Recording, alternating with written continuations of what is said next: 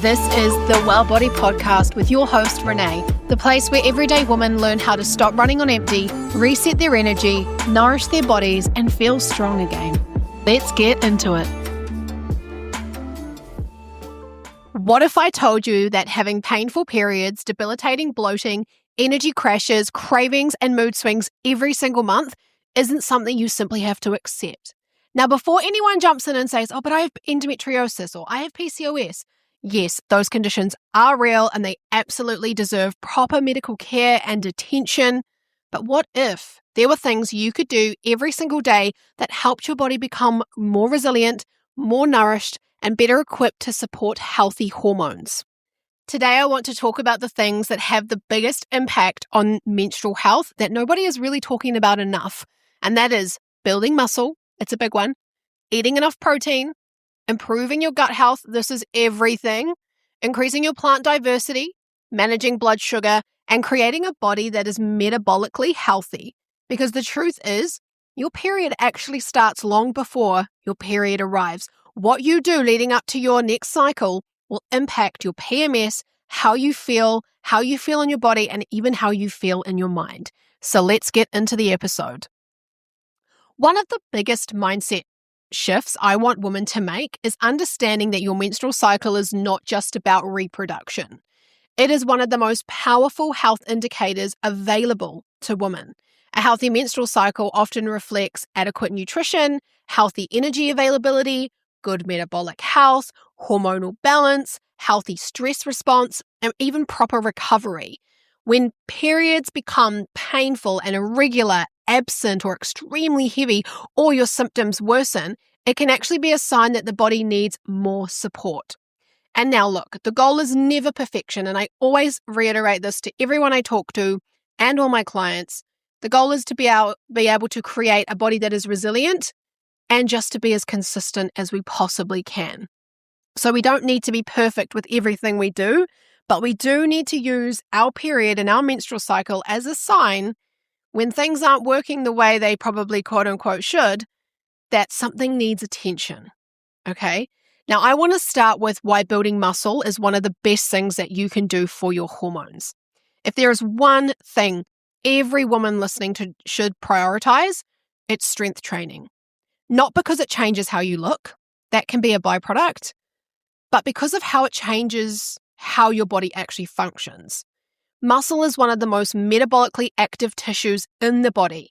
And when we build muscle, we improve our insulin sensitivity, meaning if you eat a croissant on its own, you'll probably cope better with the crash than someone who didn't have great insulin sensitivity who had a lot of insulin sensitivity and they ate that croissant and it just made them crash and their energy just felt so low and they felt fatigued.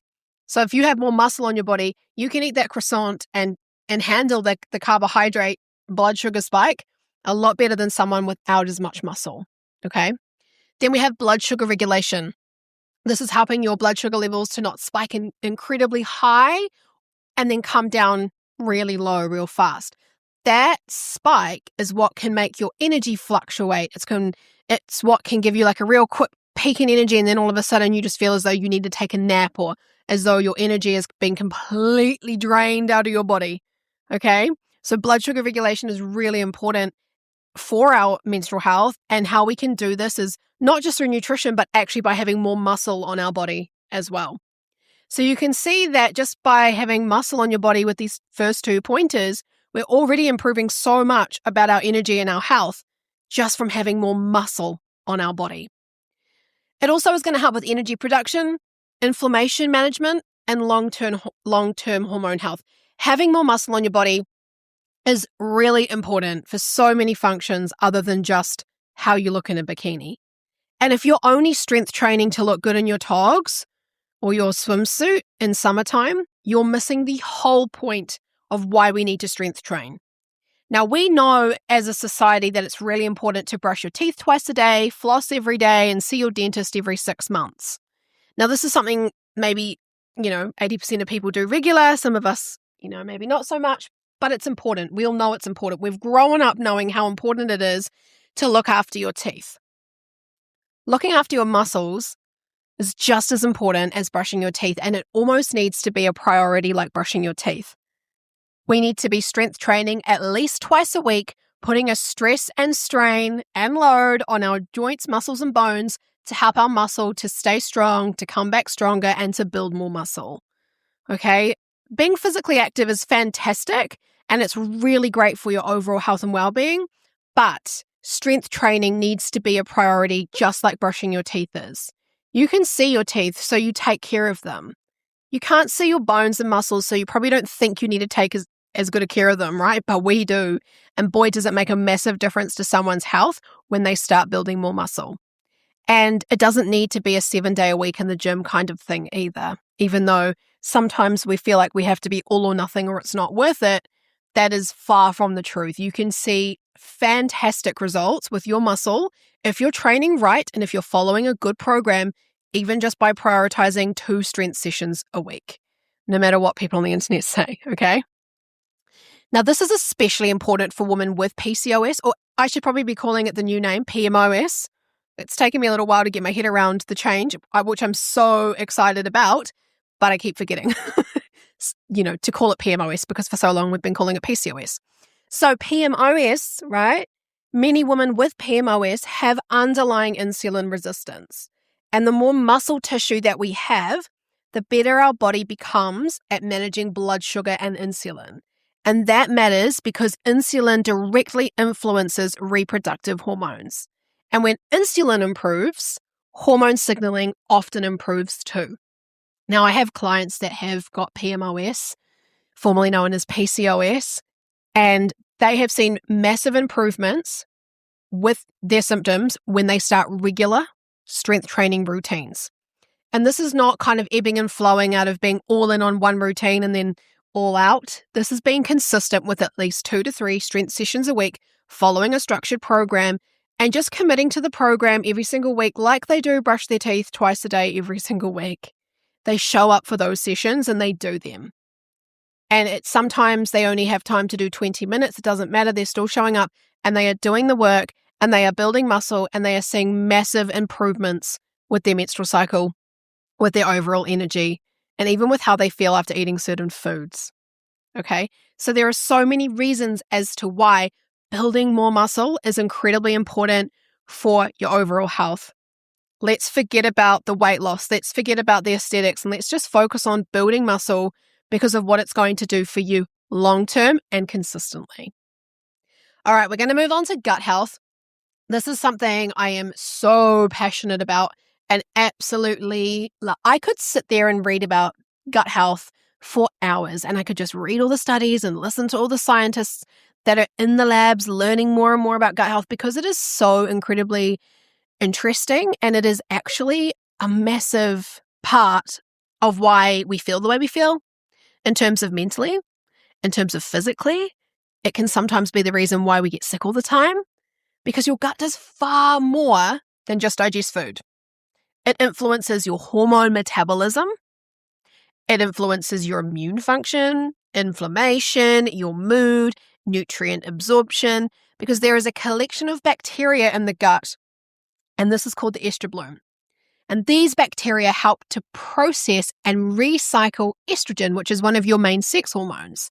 When gut health is compromised, estrogen metabolism can become less efficient. And this may contribute to your PMS symptoms, bloating, heavy bleeding, hormonal fluctuations.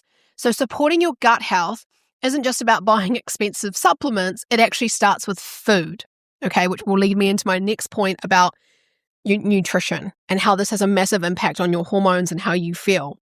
So if your gut is not happy and the bacteria and the microbes in your gut aren't a thriving garden, that's how I always like to explain it, and the garden has got like maybe one plant in it, a weed here and there, but not much going on, it's looking pretty dead, this is what's going to massively impact your mood. So serotonin, which is a feel-good hormone, 90% of it is actually like created in your gut. So if that feel-good hormone is created in the gut, that is a huge reason why we feel the way we feel on a day-to-day basis. So if we're feeling down and anxious and our diet hasn't been as diverse as we know it could be and we're not supporting our gut health, sometimes the reason why we're feeling the way we're feeling all the time and we don't feel as though we have that inner resilience like we should or we do, it's generally down to our gut not being a flourishing garden. Okay? So a huge motivator to improve your gut health is the effects of how it's going to make you feel mentally, emotionally, and physically. So let's move on to the next part, which is the nutrition, because this really links to your gut health. Now, to improve your gut health, you need to improve the diversity of the plants that you eat. One of the simplest things that women can do today is increase the variety of plants that they eat every week. Now, the research is suggesting that we need to aim for around 30 different plant points per week, and that can support a more diverse gut microbiome. Your gut microbes love to eat fiber. So some plant foods that you can start incorporating into your diet to help improve your gut health so that you have less PMS, less bloating, not so heavy bleeding, and better hormonal fluctuations are things like vegetables, fruit, herbs, nuts, seeds, beans, lentils, whole grains, other pulses and legumes, spices. Every different plant feeds different beneficial bacteria. The more diversity that you have, the more resilient your microbiome becomes and the more flourishing that garden is going to be. Because a resilient microbiome will support and can support better digestion, better nutrient absorption, improved hormone metabolism, and it'll help you to reduce inflammation. And this is one of the reasons why women often notice less bloating and improved digestion when they focus on quality of the food that they eat and variety rather than restriction. Which is why I'm not a massive fan of people being on the if it fits your macros low-calorie deficit diets all the time, because sometimes people go, okay, well, in order to lose weight, I just need to stick within my calories and I can eat whatever I want. And whilst that might be true for a short term, if you're only having the same bagel and then you're having the same 2 veggies for lunch and then the same 2 veggies at dinner time and then you're having lots of processed protein snacks in between just to keep your protein up, you're not actually doing your gut a service. You're doing it a disservice. So it's really important that we kind of look at what our goals are, but park them for a minute and go, well, the first thing I actually need to prioritize is making sure I've got a resilient, diverse gut microbiome, because in the long term, having more of a flourishing gut is actually going to help you with long-term weight loss management than being on that short-term calorie deficit where you're basically just filling your calories with foods that aren't so supportive of the gut microbiome. And when we have a diverse gut, we improve so much about our health, just like building the muscle does. So if you feel as though you're listening to this and you're like, oh, maybe I don't eat enough plants, I want you to make that your priority first before you even consider trying to cut calories and lose weight and all of that. I just really want you to start focusing on the diversity of your plants. Now, what you're going to find happens is when you start eating more fiber and eating more plants, not only are you improving your gut microbiome and your gut microbial diversity, you're actually going to feel fuller for longer, more satiated, and find you actually snack less.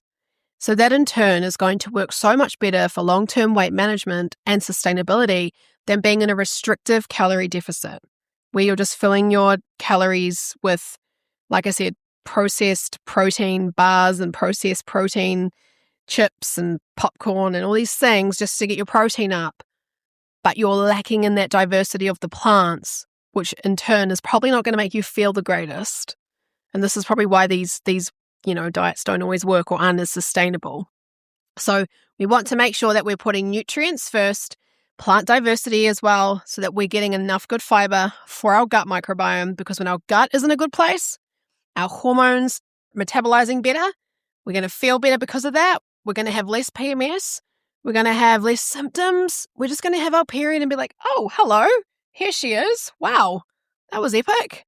I didn't even know. Because you feel so neutral. You feel good. You don't feel like there's this massive drop in your energy for the 2 weeks leading up to your period just because you're in that luteal phase. Okay?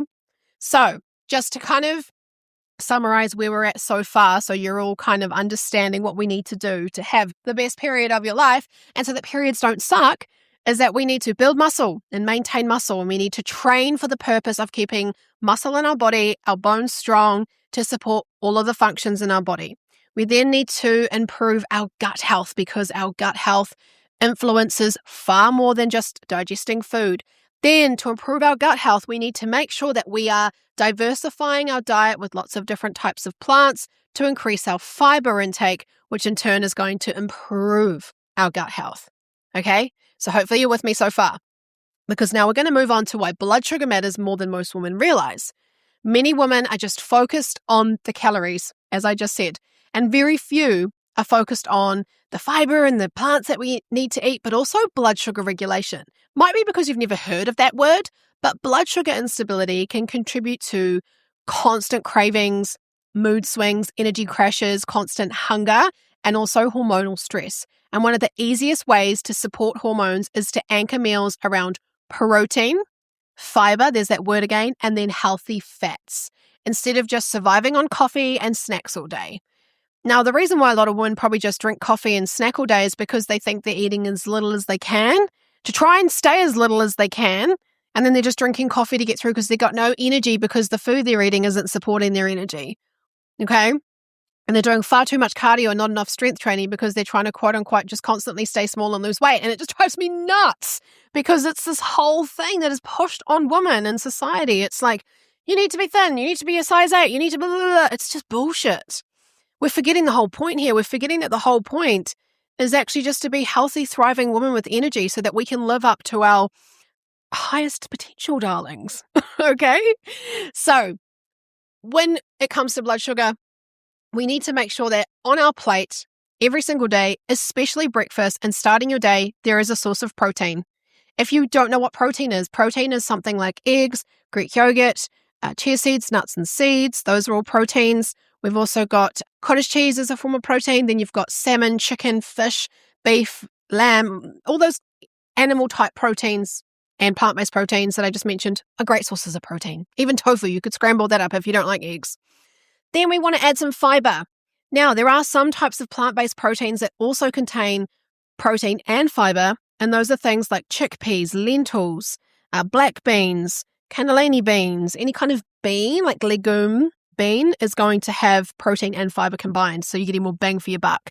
But you can also add things like spinach or some rocket or some roast vegetables. Like this morning for my breakfast, I had eggs, sauerkraut, a whole lot of roasted vegetables. Then in there was beetroot, there was some kumara, there was some carrots, and what else did I have? Some red onion, and I had some hummus. And that was a real diverse plate for breakfast. So that's how I add my fiber. You can also add your fiber in other ways too that aren't so complex like that. And then healthy fats. So healthy fats are things like olive oil. So the olive oil that you drizzle over your salad or the olive oil that you cook in. You might have avocado on your plate, giving you fiber and good fats. So when we eat more plants, we're getting more bang for our buck in terms of nutrient diversity as well. Because like I said, a legume can be a protein and it can be a carbohydrate. And then you've got something like avocado that can be a fat and a carbohydrate, which is going to give you fiber. Then you've got a seed, which can be a little bit of protein and good fats, more bang for your buck. So basically, to sum that up, eat more plants, right? And then you're going to have more protein and more fiber and more healthy fats all in one plate if you do that, okay? So you need to be doing this rather than relying on a Red Bull or a coffee to start your day and then just snacking on little snacks because you're trying to quote unquote eat as little as possible. Forget about that. Think about high volume, nutrient dense meals that you can have 3 times a day, and you will feel full and satisfied and incredible, and your energy will start to improve, as well as all of your hormonal symptoms. So when your blood sugar is stable because of eating like that, your energy becomes more stable. Cortisol becomes easier to manage. Cravings often decrease, and your hormones are better supported. All right? So those are all the tools that you need to have the best period of your life. But let's just touch on the endometriosis and PMOS side of things. Because I want to be clear here, nutrition and exercise are not generally like the cure to cure everything. Although there are some cases, especially with some of my clients, where the nutrition and exercise protocols have drastically decreased their symptoms and almost put them in remission in a way. They are the most powerful tools. So for endometriosis, nutrition, strength training, and then we have sleep, getting enough sleep, stress management, and gut health may support inflammation management and also improve your quality of life. But that's not to say that you still might need a little bit of help from your doctor who's helping you with your endometriosis as well. But these things can make a massive difference to your symptoms and how you feel, okay? Then for PMOS, strength training is the most evidence-based form of exercise available.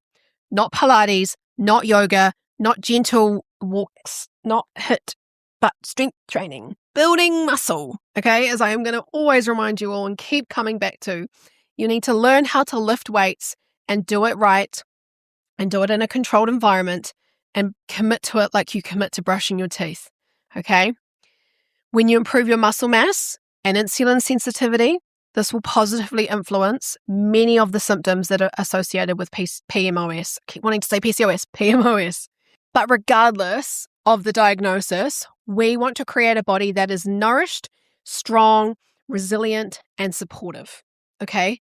So the 5 things that I would focus on first, and if you're listening and thinking, okay, so where do I start? Where do I even start? I'm wanting to make improvements on how I feel. Where do I go? Well, the first thing you need to do is you need to get a strength training program in place and learn how to start lifting weights. Now, if you have no idea how to do that, you could either invest in seeing a personal trainer for a couple of sessions just to look at your technique and put together, a bit of a routine for you at your local gym. Or you could get in touch with someone like myself even and just go, hey, I need a program. I need a regular program in place. And that is something that I can help you with through the Beyond the Body app. However, if you prefer the in-person side of things and you really need some help in person, I highly recommend you find one of your amazing local personal trainers in your region and see someone in person for a few sessions so that you know how to squat, so that you know how to do things correctly. And then from there, you can then go, right, well, now I'm going to find a program that feels good for me and I'm going to follow it and just keep going. And I can do this at home. I can do this at the gym. You don't have to be at a fancy gym or a fancy boutique group fitness studio just to strength train. You can do it from home as well, especially if you feel like you're not a gym girl. All right. The second thing you need to start doing is look at the food that you're already eating and go, where can I increase my protein on the plate from the food that I'm already having? If you're feeling overwhelmed already just by trying to start strength training, just focus on how you can improve the protein with every meal that you're having currently. And as you start to progress on your journey, you can start to change those meals up a little bit to suit the whole, build a better gut, have more plants, etc. But just start by going, where can I add and how can I eat more protein at every meal? The next thing I'm going to suggest you do, number 3, is to walk daily. Daily movement is so important for our energy levels. It's so important for our overall metabolic health, our heart health, and just moving your body in general is going to create more energy. If we stay seated all day, it's one of the worst things we can do for our health. So I encourage you to walk daily, even if it only starts with 10 minutes. It's still something. Now, the next thing that I need you to start doing is aiming for more plant foods each week. Now, the goal is to have 30 plus different plants a week. That might sound overwhelming, but I actually have a blog post on my website, and I'll link that in the show notes below, where you can get an idea as to how you can have 30 different plant points, different plant foods in your week. So check that blog post out if you're so confused as to how you can make that work. It actually isn't as hard as what it sounds, but same with the protein. I want you to look at the food that you're already having. Let's say, for example, for breakfast at the moment, you're only having toast. Let's improve our protein on that toast by going, right, we're going to add some eggs and some cottage cheese. If you don't like eggs, scramble some tofu with a bit of turmeric and some shallots and garlic. Yum. Scramble that. Pop those on your toast. You've added some protein. Great. Now, how can I add some plants to that? Okay, you're going to put some spinach on that plate, and you're also going to cook up some mushrooms. All right?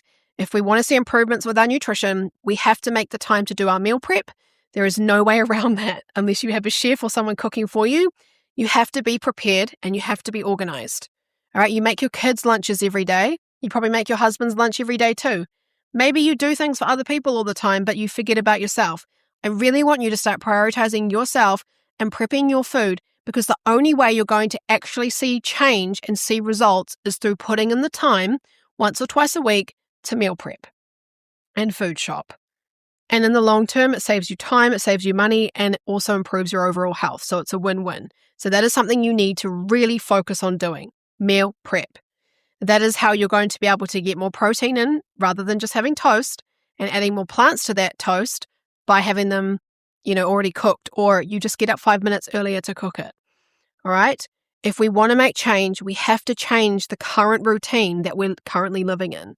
Because if we keep living the way we're living, but we're not feeling good, we're not feeling energized, we don't feel healthy, we don't feel as strong as we could, then there's changes in our current environment that we need to be committed to changing. The old saying, nothing changes if nothing changes, is so true. There's no way you're going to make change if you're not willing to change the current environment. It might be hard, but that's the journey. And the journey is kind of infinite. Once you commit to this journey, you know that it's a forever thing. It's not just an 8-week thing to fit into a bikini for a holiday. No, that mindset is so toxic. I'm going to be honest, it is. The mindset is, I want to start making lifestyle changes to feel healthier so that I thrive in life and I can live up to my potential because I'm worth it. Okay?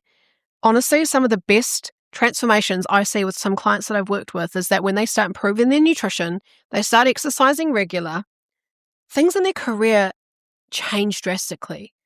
Like, I have had women go, I quit my job, I've now decided I'm going to start my own business and I'm going to move into this field, or I've decided I'm going to go to uni and study the thing I was always scared to study, or I told my boss some home truths and now I got a pay rise. Like, when you start to feel yourself and feel good because of your prioritization of your health, holy shit, it is a trickling effect into your whole life.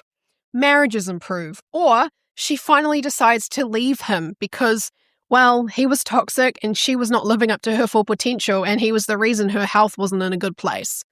It's amazing what people can start to do when they prioritize their health. Okay, I went on a real tangent there. But number 5, let's get on the 5th thing, and that is prioritizing sleep and recovery. And I'm going to give you an example because yesterday I had such a low day. I was feeling so exhausted. I had a big day with clients and I actually decided to cancel everyone because I was feeling low in energy. I unfortunately only had 5 hours sleep that night. I just kept waking up, and I think it's because I knew I had to get up at 4 a.m. to go and do my first group session at 5. And I just woke up like every hour going, oh my God, I don't want to miss my alarm. And I just kept waking up, and it was a full moon as well. So it was like bright outside, and I just had a really bad sleep, and it affected my energy and it affected how I felt. And I felt so low in energy. I'm due for my period any day. Like it'll probably come today because this is when it's due, and it always comes on its due date. And after I record this podcast, I'll probably go, oh, hello. So I took the day off and I listened to my body, and I gave my body and my mind a whole day of recovery. And then I managed to I went to bed at 8 o'clock and I had 8.5 hours sleep. And I've woken up today feeling like a passionate, energized woman who can take on the world. Okay?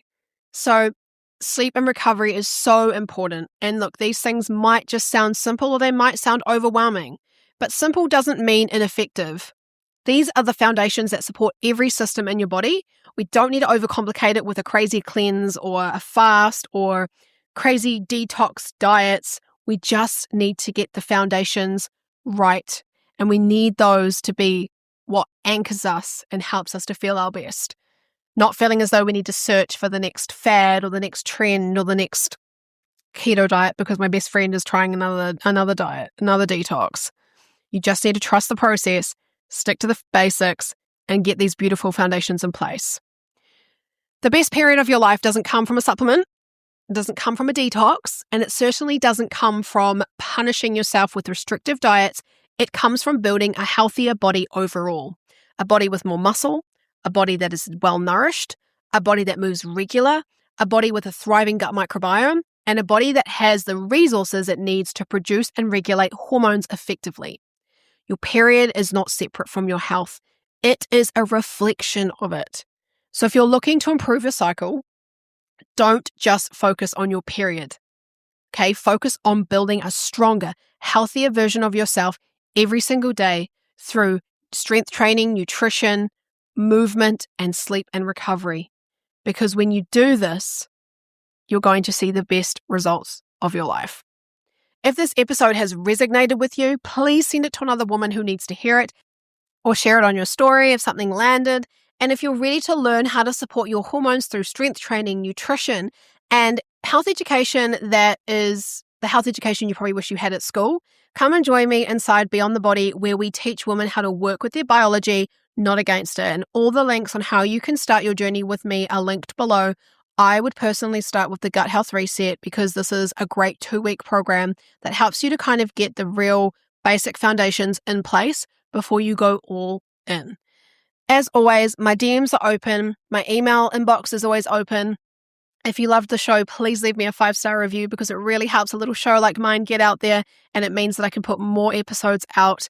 This has just been such a fun episode, and I'm so excited because the Wellbeing podcast is just evolving every single week, and I cannot wait for what is installed for the rest of this year. So as always, you're amazing. Thank you for listening, and I will hopefully have you listen in on the next podcast. Thanks for listening to the Wellbeing podcast. If you enjoyed this episode, please leave me a review or share it with someone who needs to hear it. You can find more support, resources, and information on my website at www.beyondthebody.co. Until next time, I look forward to having you in the next episode.